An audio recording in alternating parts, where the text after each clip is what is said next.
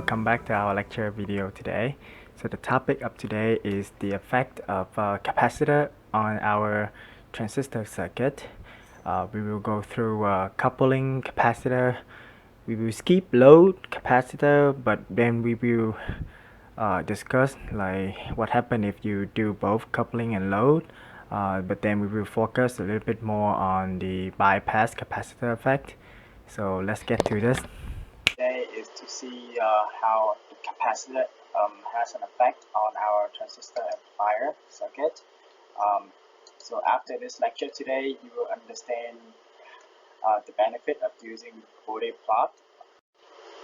So let's start with the input coupling capacitor effect. So if you have a coupling capacitor linked to the input of the transistor circuit, okay.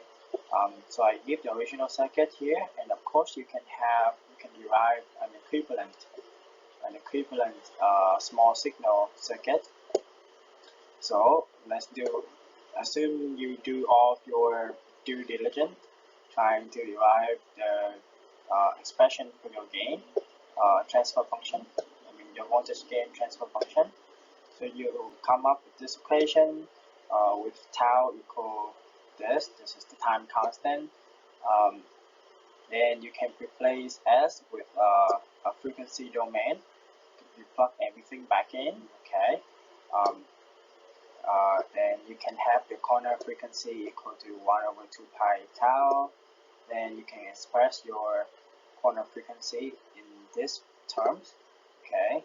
Now I will bring this whole equation to the next slide. So as you can see here in this slide, I have this whole equation here, and this form is actually similar to the first order. That form of the equation is similar to the first order high pass network that we derived in the previous lecture. Therefore, the Bode plot is also similar to which of the first order high pass network. So for first order high pass network, you have the region that above the corner frequency. The region that is above the corner frequency is flat, and the magnitude of that region is basically the maximum. How can I say? Your voltage gain. Okay. That number is equal to this whole factor here, and you apply 20 log for that whole factor. The region that is the frequency less than corner frequency, it basically has the positive slope of 20 dp per decade. Okay, so if you don't want to right now, I would say if you don't want to go back and analyze and try to figure out all of your transfer function for gain, you just need to quickly figure out the Bode plot. You can easily plug in, convert your circuit to basically the standard ohm and plug in all this number and figure out what is your AV max and what is your corner frequency. So using the Bode plot, you can simplify a lot of things in here.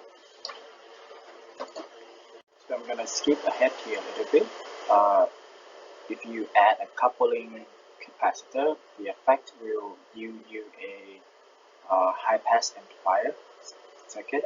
Okay, a high pass filter effect. If you add in a load parallel capacitor, the effect will give you a low pass filter. Okay, so if you add both coupling capacitor and parallel load capacitor, what happens is now you actually have both high pass and low pass coupled together, and that will give you something called a band pass or a mid pass amplifier. So the gain will be I just gonna give you basically an expression for the gain. So the method is the same. You basically analyze, you have to figure out the transfer function. Okay, and take out the magnitude of it, convert that to dp. So the slope of the Bode plot before the low, so there's two corner frequency, there's a low corner frequency and a high corner frequency. Below the low corner frequency, the slope is plus 20 dB per decade. And I give you the calculation for the low corner frequency here, with Ri equal to R pi plus beta plus 1 multiplied by Re. When the frequency go between the two corner frequency, you can have the gain equal to this magnitude. When it's beyond the high corner frequency, the gain decreased by 20 decibel per decade. The bandwidth of this filter basically is equal to the high corner frequency minus low corner frequency. So that's how you calculate the bandwidth in between.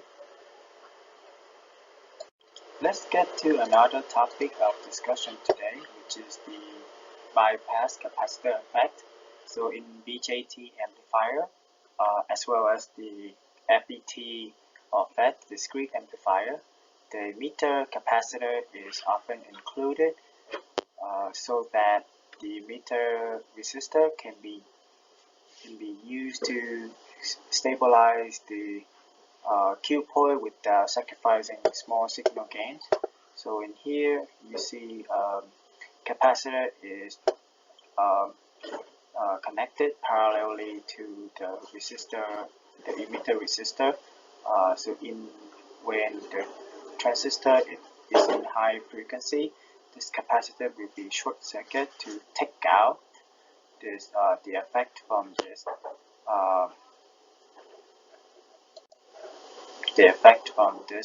emitter resistor.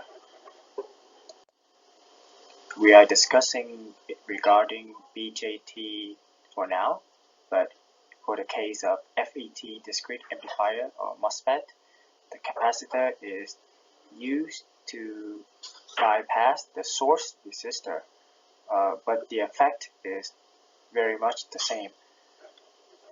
So in here I have a typical BJT amplifier with a bypass capacitor at the emitter resistor. Then I can have a small signal equivalent model for it. So if I want to find the Bode plot, if I want to plot out the gain, the frequency response of the voltage gain over frequency, first I will need to try to find the expression for the input and the output, then divide them for each other, right? So by analyzing this loop in here, okay, I can have the current, going through from the bottom, okay, down to the end here, equal to the voltage from the top to the bottom, which is VI, divided by all of the resistance from the top to the bottom. Okay. When I say resistance, sorry, I actually mean impedance, because when you go down to here, you actually have a capacitor, and instead of taking it as a capacitance, you have to transfer that into the terms of impedance. So impedance of a CE is basically 1 over J omega CE, and I can replace J omega with S.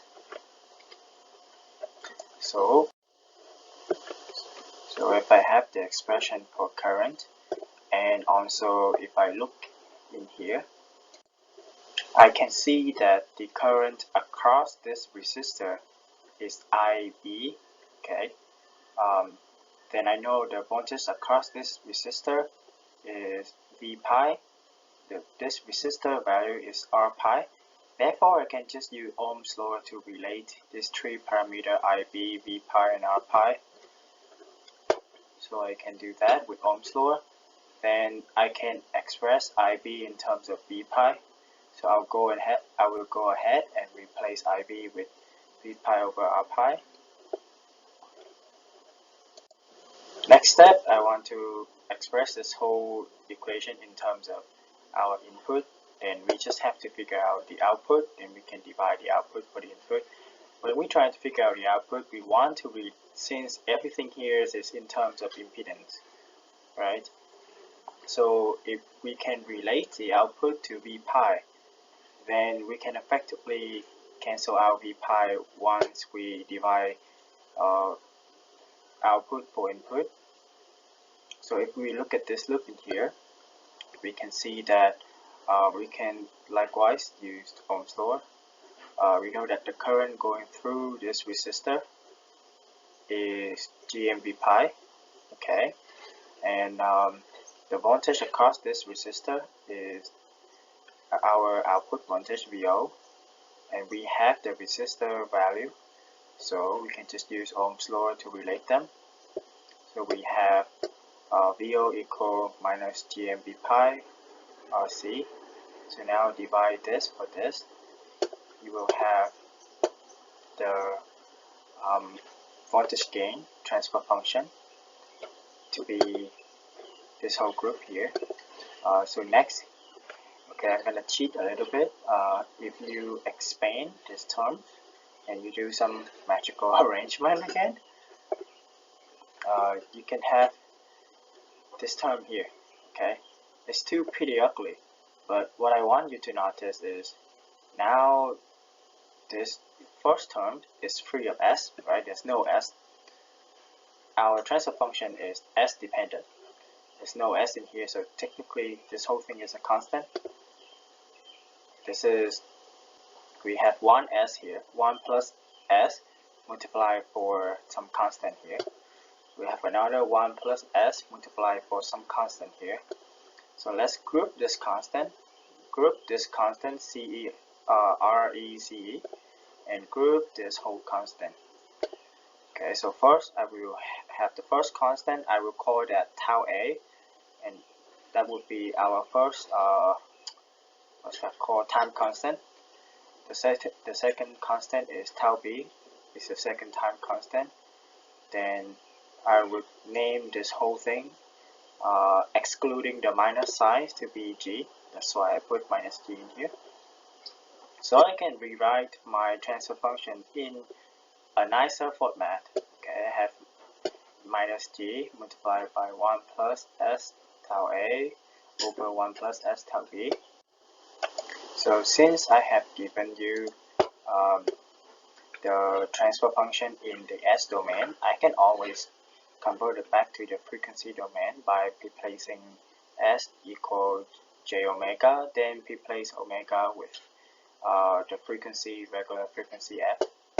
Okay, so I can write my transfer function in terms of JF equal to negative G multiplied by 1 plus JF over JF naught A, and JF naught A here is technically JF naught A equal to 1 over 2 pi tau A, and F naught A equal to 1 over 2 pi tau A, and F naught B equal to 1 over 2 pi tau B, and we can call them corner frequency A and corner frequency B. So we have two corner frequencies here. G is, we already said that before, is equal to this group. What I want you to see first is, let's try to understand the magnitude of this transfer function or the voltage gain in terms of the two extreme. Okay, in terms of the two extreme in the frequency spectrum. So when the frequency go to 0, okay, what will happen? When frequency go to 0, this term get cancelled out, right? Got cancelled out. This term also get cancelled out. Term also get cancelled out. Therefore, you can have 1 over 1 left. So you can then, because it's a magnitude, so you cancel out the minus sign, and all you have left is G. So therefore, you have it to be equal to G. Okay, and you can put G in here. So what happened if instead of going to on the way to 0, now we go on the way to infinity? So we have the same thing, because you expect, okay, if frequency go to on the way to infinity, and probably you have this go to infinity, this go to infinity, the top and the bottom is pretty much the same. Is that correct? So the answer is almost there, because when you have the frequency go to infinity, that means the frequency is large enough that the CE become a short circuit. Okay, when CE become a short circuit, you actually want to short out any effect that is contributed by RE. So you can keep this whole term G, but what I want you to do is now you replace RE with 0, therefore you can cross out the RE terms. Okay, and left remaining is your gain when frequency goes to infinity. So now we have we understand how the gain responds at the two extremes of the spectrum, of the frequency spectrum. We also have the corner frequency, right? Like we group the tau. Okay, we have tau A and tau B. So we know that, okay, probably thing is not gonna change so much, like before and after the corner frequency, something like that. So how can we make the Bode plot from what we know? So first, let's just draw out what we know. So we draw out the gain versus frequency plot. Okay, this is in dB. The frequency is in log scale. We know that okay, for a big chunk of the frequency spectrum from 0 to somewhere, the gain is going to be constantly at this value, GMRC R pi over RS plus R pi plus beta plus 1 RE. And the second thing is for an upper end of the frequency spectrum, for a big chunk of it, we have another terms for the what do I say, for the gain of the amplifier. So so I put the values in here, and why is this one higher than this one? The answer is, in here you don't have the RE terms, in here you have the RE terms, so technically in these terms you have less thing to divide for, then therefore this value in the bracket is larger than whichever this one, therefore the magnitude is higher. Okay, so what do we do? What do we know next? We know that we actually have the value for corner frequency A and corner frequency B. Okay, then we can just connect them together. Then we have our Bode plot. How do we calculate our corner frequency A? It's actually 1 over 2 pi tau A, and we already defined tau A, so we just plug in the number and calculate. Likewise for corner frequency B, it's 1 over 2 pi tau B. So plug in the value for tau B. A little bit ugly, but you can do it. So that's it for today. If you have some time, please go through the example 747. Just to say, it might be in the quiz next week, so you might want to take a look at it. There's some optional reading in section 7.3.5. Okay, just read through it if you want to see if you combine both coupling and bypass capacitor, what's going to happen. So next, I will try to cover the Mueller effect. There's a lot of material in this topic, so I'll probably try to figure out how to break that into 2 different videos over the weekend. So